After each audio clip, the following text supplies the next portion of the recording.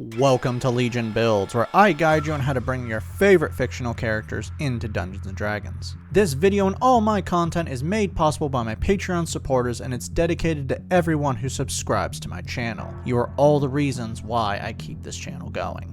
Join the Legion today at patreon.com/63rdlegion for free and help decide next week's new character. And paid supporters receive access to all my videos early, as well as a shout out in all my content. Today we're bringing on the truly sadistic and, if I'm being honest, odd character from Street Fighter. It's Juri. Why is she odd? Because every one of her moves involves her feet, including throwing her opponent. I just find it odd. Juri is a master martial artist and a completely sadistic, thrill-seeking killer. In fact, that's her bio. Juri has belonged to every single evil organization in the Street Fighter universe, though her true passion is to kill M. Bison for the revenge of her family. To help her in her goal, Juri has a device implanted in her skull, taking the place of her left eye. This device, known as the Feng Shui engine, harnesses dark chi to empower Juri's natural capabilities and make her a more efficient killer. To top off her natural athleticism and enhanced combat capabilities, Juri also has an eidetic memory. Not too important, but it's a nice little detail.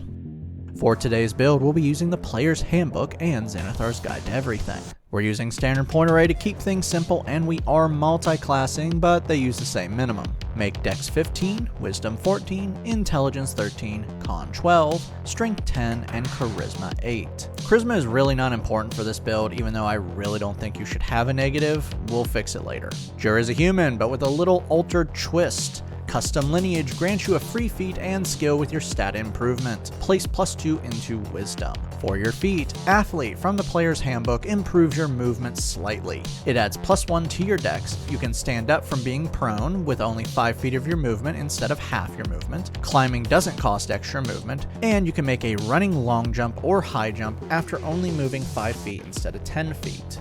For your skill, grab Insight. To finish out your lineage, you know the language common in one other of your choice. For background, we need the skills Stealth and Sleight of Hand. You get 2 more proficiencies of your choice from language and/or tools. Since you love motorcycles, maybe take some vehicle proficiencies, whatever your world uses. Level 1 monks start off with 2 skills, grab Athletics and Acrobatics. You are proficient in simple melee weapons, short swords, 1 musical instrument or artisan tool of your choice, and the saving throws Dex and Strength. Unarmored Defense lets you not wear armor and still have a good AC. Now when you don't wear armor, your AC is 10 plus your Dex modifier plus Wisdom modifier. Martial Arts improves your unarmed strikes. Now when not wearing armor, your unarmed strikes and monk weapons, which are simple melee weapons that lack the heavy or two-handed properties, and short swords, can now be dex based for attack and damage. You can make an unarmed strike with a bonus action after taking the attack action, and your unarmed strikes and monk weapons can use martial arts dice as damage. These martial arts dice start off as a D4 but will get better. Level 2 monks gain unarmored movement. Now when not wearing armor, your total movement is increased, now bringing you up to 40 feet. Ki grants you ki points that equal your monk level that you can spend on performing special moves, and you regain all used ki points after spending 30 minutes in-game meditating. For what you can spend these points on, Flurry of Blows lets you make 2 unarmed strikes with a bonus action after taking the attack action for 1 ki point. Step of the Wind lets you take dash or disengage as a bonus action, and it doubles your jump distance for 1 ki point. Patient Defense turns dodge into a bonus action for 1 ki point. Level 3 monks now have access to their subclass. Drunken Master from Xanathar's grants you better movement and improves your attacks. First, you gain bonus proficiencies in the skill Performance and Brewer's Tools. Drunken Technique improves your Flurry of Blows. Now when you spend your ki point to use your Flurry of Blows feature, your speed for that turn is increased by 10 feet, and you can disengage as part of the same bonus action. Deflect Missile allows you to knock projectiles targeting you out of the air. When you are hit with a ranged weapon attack, you can use your reaction to reduce the damage. This reduction is 1d10 plus your Dex modifier plus monk level. If you reduce the damage to 0 and have an open hand, you can spend 1 ki point as part of the reaction to send the projectile at someone else with a ranged weapon attack. The range of this attack is 20 feet, long range 60 feet, and deals your martial arts dice in damage. Even though it says you need an open hand, I totally see you just kicking it at someone. Ki-fueled attacks let you make an attack with a bonus action, with an unarmed strike or monk weapon when you spend at least 1 ki point as an action.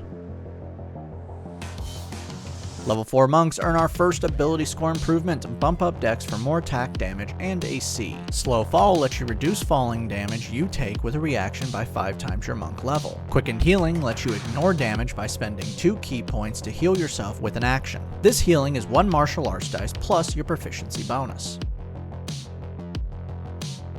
Level 5 monks receive extra attack. You can now attack twice with a single attack action. Stunning Strike lets you stun your enemies you hit. When you hit with a melee attack, you can spend 1 key point to force a con save. The DC for this save is 8 plus your wisdom modifier plus proficiency bonus. If they fail, they are stunned until the start of your next turn. A stunned creature can't move, can barely speak, can't take actions or reactions, automatically fails strength and dex saves, and all attacks against them are at advantage. Focus Aim turns a miss into a hit by spending up to 3 key points when you miss with an attack, adding +2 to the attack for each key point spent. Finally, your martial arts dice are now a d6.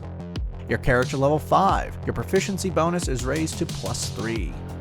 Level 6 Drunken Master Monks gain Tipsy Sway. This allows you to do something you can already do and then something you can't do. You can stand up from being prone with only 5 feet of movement, but it also now redirects attacks against you. When a creature misses with a melee attack, you can spend 1 key point as a reaction to force that missed attack into hitting another creature within 5 feet of you other than the attacker. Key Empowered Strikes makes your unarmed strikes magical, beating defenses against non-magical attacks. Finally, your unarmored movement is increased to 45 feet.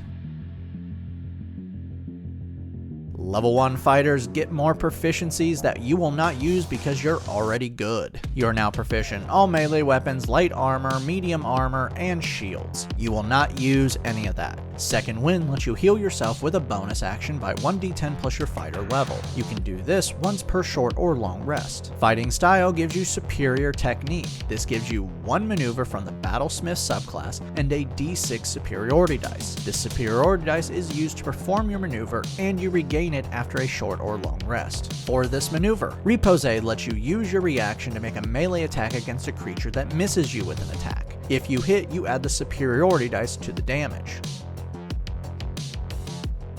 Level 2 fighters receive Action Surge. You can now give yourself a free action once per short or long rest.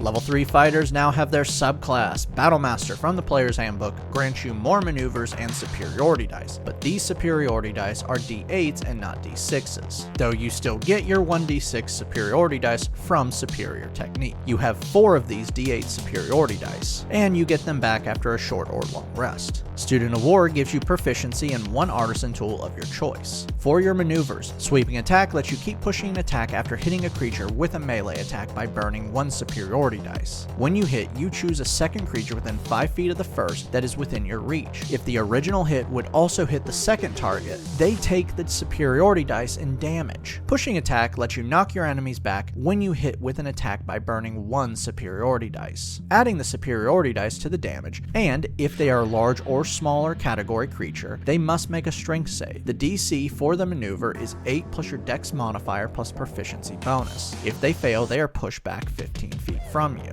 Ambush lets you burn 1 superiority dice to add it into your stealth check or initiative roll if you are not incapacitated.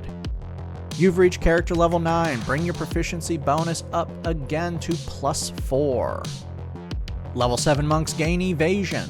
Now your dex saves are improved, taking no damage on a successful save and half on a failure. Stillness of Mind allows you to end effects on yourself with an action that are causing you to be frightened or charmed.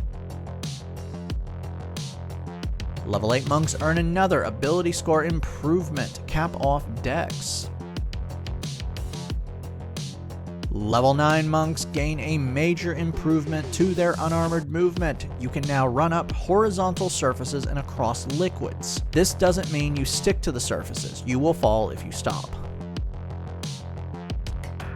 Level 10 monks receive Purity of Body. You are now immune to all poisons and diseases. Your unarmored movement is now 50 feet.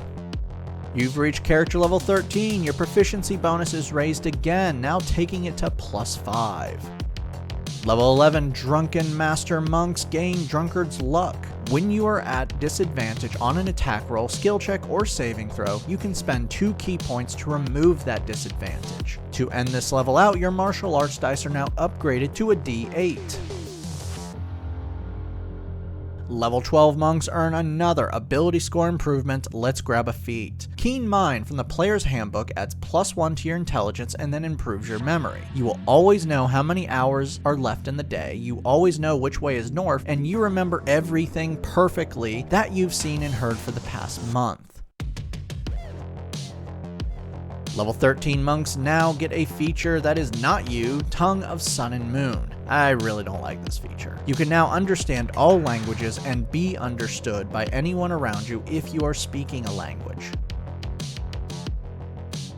Level 14 monks receive Diamond Soul. You're now proficient in all saving throws, and if you fail a saving throw, you can spend 1 key point to re-roll it. Your unarmored movement is now maxed out at 55 feet.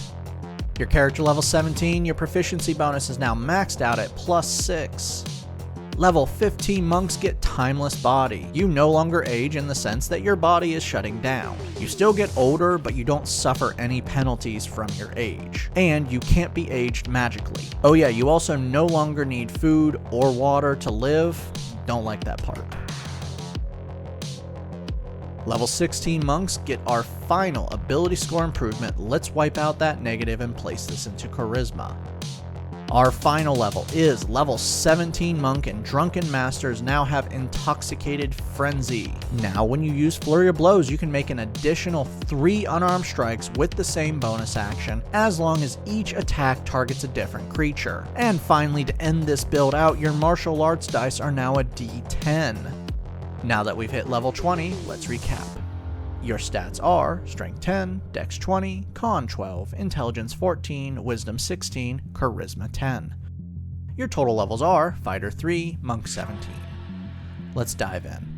You are a whirlwind of pain. You can attack up to 3 times normal and a grand total of 6 times. Add in another 3 if there's multiple people close by. You can knock your opponents around, sweep across them, redirect attacks, turn misses into hits, and stun them. All these attacks are 1d10 plus 5 magical damage, and you can add a d6 or d8 to them. You're insanely fast with a total movement of 55 feet, can dash as a bonus action, give disadvantage on attacks against you by dodging, disengage very easily, boost your speed up more, can run up walls and across water, can have disadvantage on attacks, your initiative can be +5 plus 1d8, and your AC is 18. Finally, you're good all around. You're proficient in all saving throws, can remember everything you see and hear, can never be lost, immune to poisons and diseases, can end effects on yourself, can re-roll failed saves, can reduce damage, and can't have your saves at disadvantage.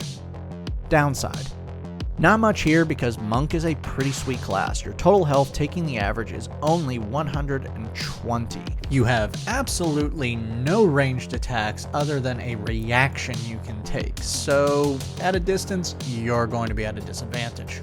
Time to take revenge on that evil bastard who took away your family by being almost as bad. And watch out for that cop that kicks a lot harder than you. She really doesn't like you. Thank you for joining me today. Make sure to like and subscribe to not miss a single new build each week on YouTube and Spotify. Make sure to check out my Patreon where you can help decide next week's new character.